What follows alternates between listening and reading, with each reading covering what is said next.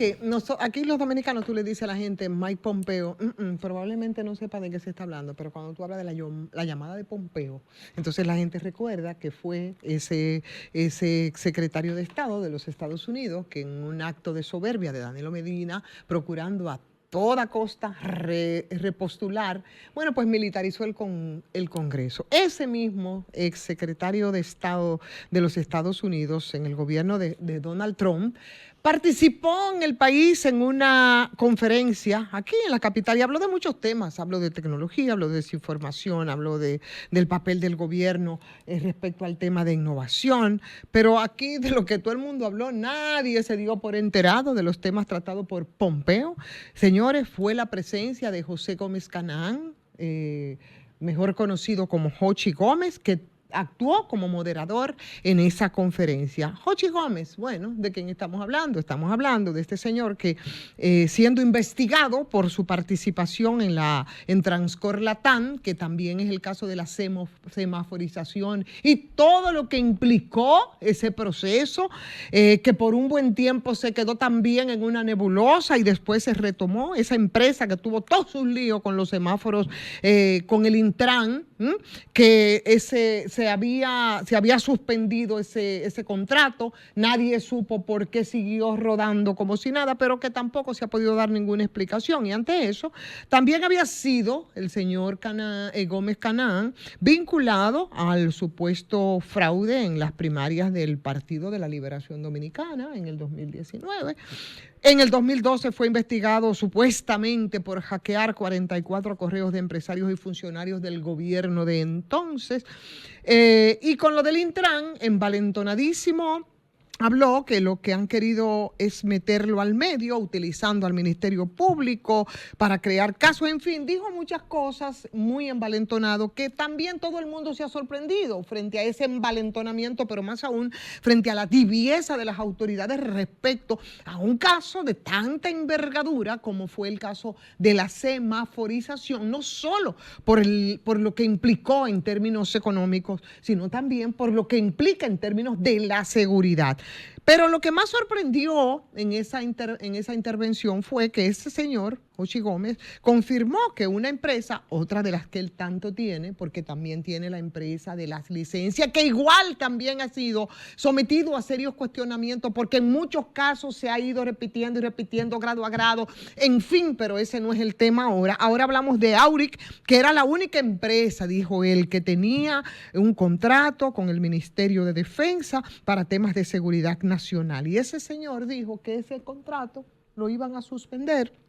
pero lo hicieron mucho antes de lo que había anunciado el señor Jochi Gómez. Todo un espectáculo de vino, en todo un espectáculo de vino, lamentada conferencia del señor Pompeo con la moderación de Jochi Gómez. Y en medio de ese show y de esa conferencia protagonizada por los personajes en cuestión, bueno, pues la advertencia que hacía del contrato, del riesgo de perderlo, también el que según él tiene con el Ministerio de Defensa, como ocurrió ahora de manera forzada después de un año de seguir operando con el caso, el zarandeado Transcor Latam para la semaforización del Gran Santo Domingo. El señor que ha devenido en unos buenos meses como una especie